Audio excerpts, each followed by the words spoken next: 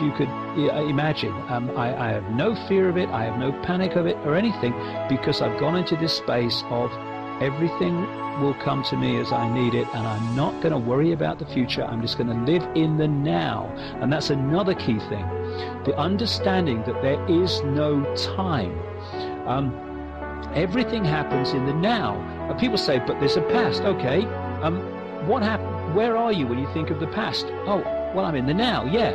Where are you when you think of the future? Well, I'm in the now. Yes. The past and the future are mental constructs which we experience in the now. And if we get pulled into the past of guilt and what if, and we get pulled into the future, oh my God, what's going to happen? I gotta, then we're not living in the now, and therefore we're not living in our power. And I could go on and on and on. There are so many ways that we can disconnect from this system, access our real power, and then this house of cards will come tumbling down. Well, that's what it is. Science has come full circle. Science is always, I mean, our science is good science, but it's always been based on the physical and mechanical. We want to explain things in a mechanical way. And that's our science. And it is good science, but it's limited in what it does because of its approach on a mechanical level. If you go and look at these other cultures, you'll find that they all start from that level. Sure, you know, where everything's connected and we can affect this reality with our emotions. They start from there. And our science has been trying to figure all this out in a mechanical way, but it's got to a certain extent now where it's gone full circle and it's come back to mysticism, because that's the only way science is able to explain itself. And science is finding out there is physical and mechanical reasons for this mysticism. Like with this energy that I say people can produce, this love energy that you can produce, if you really want to look at it on a scientific level. I mean, Greg Braden explains it very well. I was talking to you about Greg Braden on the phone the other day. He explains it very well when he says that thought, we manifest this thought in our head, and that thought doesn't really mean anything unless it's imbued with emotion. And it's emotion given to the thought that creates the feeling. And this is what I was saying about this feeling that you can get, this wonderful giving feeling that you can give out to people, and it is literally an energy that you can feel, and you can replenish the energy field with this. And he's explaining that the thought happens in the top two chakras up in your head, what the Indians call chakras. Some modern scientists of our scientists just call them energy points. But they do acknowledge that they exist. The Indians and the mystics call them chakras. So the thoughts manifest in the top two energy centers. The emotion manifests in the bottom two energy centers, or the bottom three. There's three at the top and three at the bottom. And then they meet in the center. And the center is the heart. That's the heart chakra, the heart energy center. And that's what manifests the feeling. And that leaves your heart as an electrical field. Your heart is literally an electromagnetic generator. And it generates this energy. And it replenishes the field. It replenishes yourself. You can feel it when you do something compassionate, when you do something really good for someone. You can feel this stuff in your body. You get that great feeling. And if you think about it, it's a physical, tangible, electrical field that you've just generated. And it's been generated by your heart. That's what your heart does. And that's where the feeling comes from. That's where the emotion comes from. If you can realize that if you imbue a thought with emotion, it becomes this heart frequency that you give out. And that's how it works. That's how you generate this electrical field, this energy field that I keep talking about to give to other people. That's how you do it.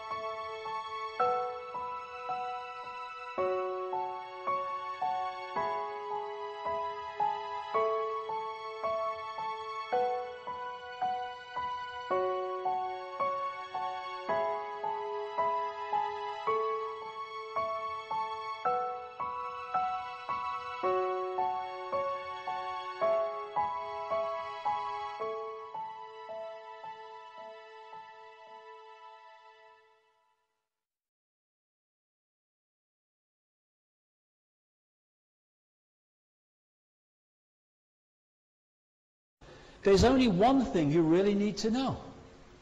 Infinite love is the only truth. Everything else is illusion.